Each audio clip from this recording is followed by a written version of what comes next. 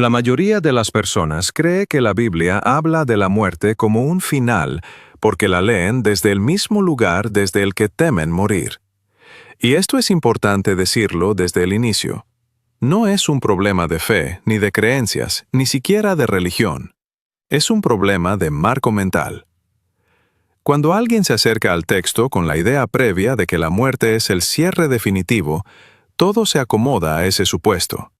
Pero cuando se observa el lenguaje, el contexto y la estructura del texto bíblico, aparece algo incómodo para muchos. La Biblia no construye la muerte como desaparición, sino como cambio de estado, transición, paso de una condición interna a otra. No es interpretación personal, es función del lenguaje. En hebreo bíblico, el término que solemos traducir como morir no apunta a dejar de existir, sino a dejar de operar desde una forma de identidad. No describe aniquilación, describe desactivación de una configuración. Esto ya quiebra una idea muy instalada, porque si la muerte fuera el final absoluto, la Biblia estaría centrada en explicar lo que ocurre después, en describir destinos futuros, en construir mapas del más allá. Y sin embargo, cuando se recorre el texto completo, lo que aparece una y otra vez no es eso, sino otra cosa. Personas que están vivas biológicamente, pero que son descritas como muertas. La Biblia habla de individuos que están muertos y sin embargo caminan, trabajan, deciden, hablan, construyen. No como recurso poético, sino como descripción funcional. Estabas muerto y ahora vives. Esa frase no se usa después de un entierro, se usa en vida. Esto obliga a detenerse, porque si alguien puede respirar y aún así ser descrito como muerto, entonces la muerte, para el lenguaje bíblico, no es biológica, sino existencial. Aquí empieza el verdadero punto. La Biblia no define la vida por el pulso, ni la muerte por la ausencia de respiración. Define la vida como capacidad de respuesta consciente, y la muerte como desconexión de esa capacidad. Por eso alguien puede producir, sostener una imagen social, incluso creer, y aún así vivir desde un estado muerto. Este enfoque incomoda porque desmonta la idea de que la muerte es algo que ocurre al final. En la Biblia, la muerte ocurre antes. Ocurre cuando la identidad se rigidiza, cuando la percepción se cierra, cuando una persona deja de ver y empieza a reaccionar en automático. Eso es muerte, estructuralmente hablando. No castigo, no condena, no juicio moral, simplemente estado cerrado. Cuando el texto dice, déjalos, están muertos, no está insultando. Está describiendo personas que ya no pueden responder a la realidad con conciencia. Y aquí aparece otra confusión común. Muchos esperan consuelo o promesa futura, pero la Biblia no opera como consuelo, opera como diagnóstico. Cuando habla de vida eterna, no la presenta como algo que empieza después de morir el cuerpo. La presenta como una calidad de vida accesible ahora, o no accesible nunca. Esta es la vida eterna, que conozcan. No dice que mueran primero, dice que conozcan. Conocer, en lenguaje bíblico, no es acumular información. Es experiencia directa, percepción viva. Por eso el texto insiste tanto en despertar, ver, oír, recordar. No insiste en creer más fuerte, sino en salir del estado de muerte interna. Si la muerte fuera el final absoluto, este lenguaje sería innecesario, pero no lo es. La muerte, en la Biblia, es un umbral interno, no una línea final. Y aquí dejo algo sembrado, sin cerrarlo todavía. La Biblia no intenta preparar al ser humano para morir. Intenta prepararlo para dejar de estar muerto antes de morir. Eso cambia todo. Una persona puede atravesar toda su vida sin cruzar nunca ese umbral interno. Y entonces, biológicamente, muere, sin haber vivido. Por eso el texto es tan directo, tan incómodo, tan insistente. Porque no habla del futuro, habla del ahora. La Biblia dedica muy poco espacio a describir el más allá, y enormes pasajes a describir la transición interna de una identidad a otra. Eso no es casualidad. No define la muerte como final, sino como paso. Y lo más perturbador es esto. Ese paso no se cruza una sola vez, se cruza muchas. ¿Cómo esta idea de muerte se manifiesta en la vida cotidiana y en la identidad humana? Lo que queda claro después de observar esto es algo incómodo, pero necesario. La muerte de la que habla la Biblia no es un evento futuro, es un estado cotidiano. Y se manifiesta de una forma muy concreta, en la manera en que una persona se identifica consigo misma. Porque nadie vive desde la vida o la muerte como conceptos abstractos. Se vive desde una estructura interna, desde un personaje psicológico que toma decisiones, interpreta lo que ocurre y responde al mundo. Cuando la Biblia habla de alguien muerto, no se refiere a alguien que dejó de existir, sino a alguien que quedó atrapado en una identidad fija. Una identidad que ya no observa, que ya no cuestiona, que ya no responde, solo reacciona. Eso es muerte funcional. En la vida diaria esto no se ve como algo dramático, no hay rituales, no hay señales visibles. Se ve así. Una persona que siempre responde desde el miedo, incluso cuando dice querer paz. Alguien que busca control, aunque afirme confiar. Alguien que repite patrones que lo dañan, aún sabiendo que lo hacen. No porque no tenga información, sino porque su identidad ya no está viva. Aquí aparece una distinción clave que la Biblia da por sentada, pero que casi nunca se explica. La diferencia entre ser y operar. Una persona puede ser muchas cosas en potencia, pero solo opera desde una. La muerte interna ocurre cuando esa operación se vuelve automática. Cuando el yo deja de ser una función flexible y se convierte en una estructura rígida. Por eso el texto insiste tanto en expresiones como renacer, volver a nacer, hacerse como niño. No está hablando de moral, está hablando de elasticidad interna.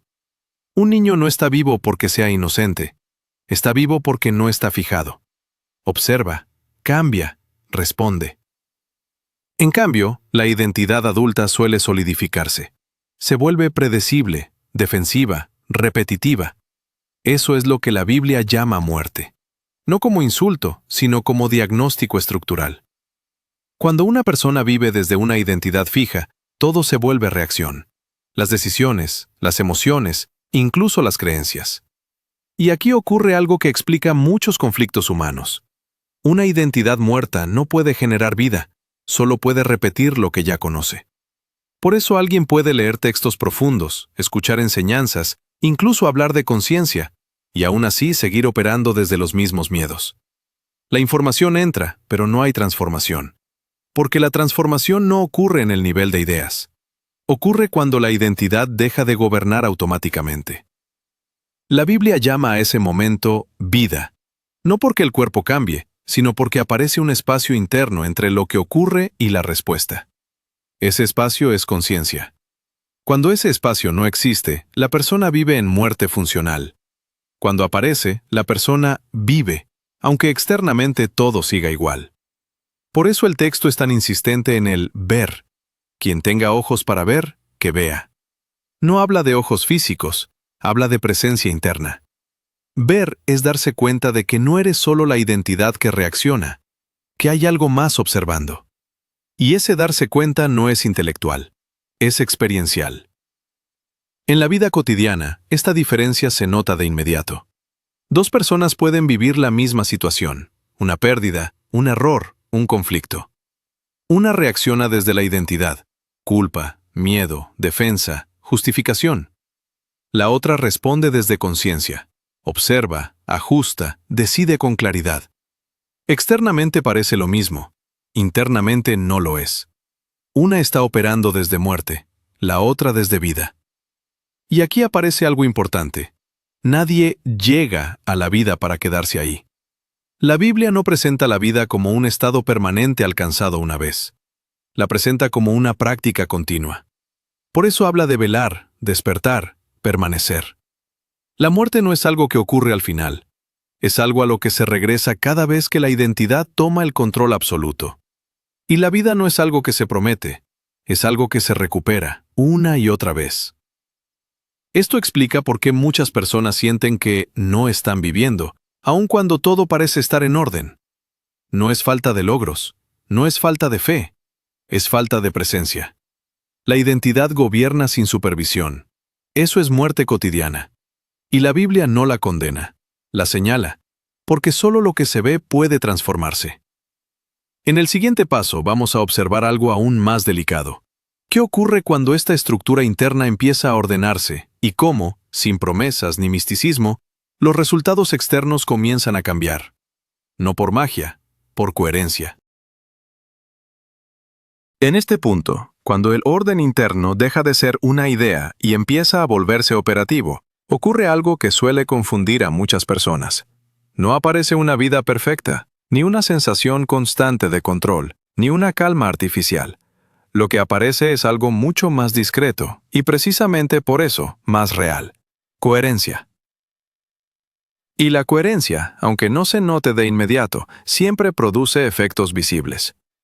Cuando la capa que gobierna tus decisiones ya no es el miedo ni la urgencia, sino una conciencia más amplia de lo que estás haciendo y por qué lo haces, tus elecciones empiezan a cambiar antes de que cambien tus circunstancias. No porque el mundo responda mágicamente, sino porque tú dejas de reaccionar de forma automática. Y esa diferencia, aunque parezca pequeña, se acumula. En el dinero, por ejemplo, este orden interno se manifiesta de una forma muy concreta. La mayoría de las personas no toma decisiones financieras desde claridad, sino desde compensación emocional. Gastan para calmar ansiedad, aceptan trabajos por miedo a perder seguridad, sostienen situaciones que los drenan porque no saben quiénes son sin ellas. Cuando el reino, es decir, el sistema interno que gobierna, cambia de lugar, esas decisiones dejan de estar impulsadas por urgencia. Empiezas a ver con más precisión dónde te traicionas, dónde negocias tu estabilidad interna por una falsa sensación de control. El resultado no es riqueza inmediata, sino algo más fundamental, menos errores repetidos. Con el tiempo, esa reducción de errores tiene consecuencias acumulativas. No porque te vuelvas más inteligente de repente, sino porque ya no estás resolviendo la vida desde un estado interno fragmentado. El dinero empieza a ordenarse no como meta, sino como efecto secundario de decisiones más limpias. Sabes cuándo decir que no, sabes cuándo esperar, sabes cuándo avanzar sin forzar. Eso es estabilidad real, aunque no tenga espectáculo. En las decisiones cotidianas ocurre algo similar. Antes, cada elección estaba cargada de identidad. Elegir era arriesgar quién creía ser. Por eso decidir agotaba tanto. Cuando el orden interno se reorganiza, decidir deja de ser un drama. No porque desaparezca la incertidumbre, sino porque ya no necesitas proteger un personaje. Empiezas a elegir desde funcionalidad, no desde imagen. Y eso libera una enorme cantidad de energía mental. Esa energía liberada se traduce en presencia. Y la presencia cambia radicalmente la forma en que te relacionas con otros. En las relaciones, este orden interno se vuelve especialmente visible. Cuando ya no necesitas que el otro confirme tu valor, tus vínculos cambian de calidad. No discutes para ganar, no cedes para no perder. Puedes estar sin invadir y acercarte sin miedo. Muchas relaciones se caen en este proceso, no porque haya conflicto, sino porque ya no se sostienen desde la misma estructura interna. Aquí es importante ser claro y honesto. Este cambio no garantiza que todo permanezca. Garantiza que lo que permanezca sea más real. Las relaciones que sobreviven a este reordenamiento suelen volverse más simples, más directas, menos cargadas de juegos psicológicos. No porque tú seas mejor, sino porque ya no operas desde carencia. Y la carencia, cuando desaparece, deja de atraer dinámicas de compensación. La estabilidad, entonces, deja de ser algo que buscas afuera. No depende de que todo salga bien. Depende de que tu sistema interno no colapse cada vez que algo sale mal. Esa es la diferencia clave. Una persona puede perder dinero, enfrentar rechazo o atravesar incertidumbres sin perder su eje. Otra puede tenerlo todo y vivir en constante tensión. La diferencia no está en las circunstancias, sino en qué capa gobierna cuando algo se mueve. Este es el punto donde muchas personas se desilusionan, porque esperaban resultados espectaculares. Pero lo que aparece es algo más silencioso, y por eso, más transformador. Consistencia. Empiezas a sostener decisiones en el tiempo. Empiezas a ver patrones con claridad. Empiezas a confiar no en el resultado, sino en tu capacidad de responder con coherencia. Y esa confianza cambia tu forma de estar en el mundo. No porque todo se vuelva fácil, sino porque deja de ser caótico. El orden interno no elimina la vida, la vuelve navegable. Y cuando la vida se vuelve navegable, los resultados visibles, dinero, relaciones, estabilidad, dejan de ser luchas constantes y se convierten en consecuencias naturales de cómo operas internamente. Aquí no hay promesa, hay estructura. Y la estructura, cuando se respeta, siempre produce efectos observables. Integrar todo esto en la vida diaria no significa vivir en calma permanente, ni alcanzar un estado elevado constante. Esa es una fantasía más del ego espiritual. La conciencia real no elimina el conflicto, lo vuelve visible. Y eso, aunque no suene atractivo, es lo que permite que la vida deje de fragmentarse. La mayoría de las personas cree que vivir con conciencia es sentirse bien. Pero en la práctica, vivir con conciencia es ver con claridad incluso cuando no te gusta lo que ves. Es notar cuando vuelves a reaccionar desde miedo, cuando negocias tu verdad por comodidad, cuando dices que sí solo para no incomodar. El reino no desaparece cuando fallas, se desordena solo cuando finges que no lo hiciste. En la vida cotidiana, este orden interno se prueba en cosas simples, en una conversación incómoda que decides no evadir, en una decisión que postergas porque sabes que aún no es limpia, en un límite que colocas sin necesidad de justificarte. No hay épica ahí, no hay iluminación, hay coherencia sostenida. Y eso, aunque no se celebre, transforma profundamente la forma en que habitas tu vida. Uno de los errores más comunes es creer que este proceso te hará mejor persona. No, te hace más honesto. Y a veces eso significa reconocer que sigues repitiendo patrones, que sigues cayendo en viejas trampas, que todavía te mueves por miedo en ciertas áreas. La diferencia es que ya no te engañas diciendo que es espiritualidad. Lo ves, y al verlo, dejas de fortalecerlo inconscientemente. La integración real ocurre cuando dejas de usar estas ideas como identidad, cuando no necesitas demostrar que entiendes, cuando no buscas aprobación por ser consciente. El reino interno no se sostiene con discurso, se sostiene con práctica silenciosa, con decisiones pequeñas que nadie ve, con renuncias internas que no generan aplausos. En el trabajo, por ejemplo, esta integración se manifiesta cuando ya no te defines únicamente por lo que produces. Sigues siendo responsable, sigues cumpliendo, pero no entregas tu estabilidad interna a cambio de reconocimiento. Sabes cuándo esforzarte y cuándo retirarte. Sabes cuándo una oportunidad suma y cuándo solo alimenta una carencia. No porque seas más sabio, sino porque ya no necesitas que el trabajo te diga quién eres. En las relaciones, la integración es aún más evidente. Empiezas a notar cómo antes buscabas completarte en el otro, cómo confundías conexión con dependencia, cómo tolerabas dinámicas que te erosionaban por miedo a estar solo. Cuando el orden interno cambia, ya no exiges que el otro llene tus vacíos. Te relacionas desde presencia, no desde hambre. Y eso, aunque al principio reduzca vínculos, con el tiempo los vuelve más reales. Incluso el dolor cambia de forma. No desaparece, pero deja de ser caótico. Ya no te pierdes dentro de él. Puedes sentir tristeza sin construir una historia de víctima. Puedes atravesar incertidumbre sin colapsar tu identidad. La muerte simbólica de la que hablamos al inicio, esa caída de las falsas seguridades, deja de ser una amenaza y se vuelve parte natural del proceso de estar vivo. La Biblia, cuando habla de buscar primero el reino, no propone una evasión del mundo, propone un orden, un principio rector interno desde el cual todo lo demás se acomoda, no como premio, sino como consecuencia. Cuando ese orden se invierte, la vida se vuelve reactiva.